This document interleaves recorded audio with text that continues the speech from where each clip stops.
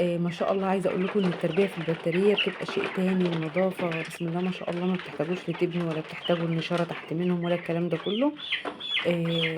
طبعًا بقى النهارده هاقول لكم هنحط لهم حاجة حلوة جدًا في المَيّة، وكلّها فوايد إن شاء الله، وفيتامينات، وكمان بتفتح نفسهم، يعني فاتح شهية طبيعي.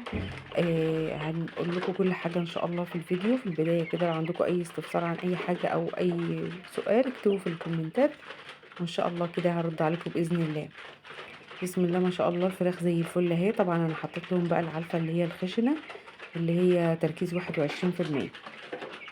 بنحطها لهم ونقلّبها، يعني هُم لسه عمرهم ممكن نقلّب معاها العلفة اللي هي الناعمة، لو هُم مش عارفين ياكلوا العلفة اللي هي الخشنة، هنقلّب معاها العلفة اللي هي الناعمة شوية، هنحط خشن على ناعم.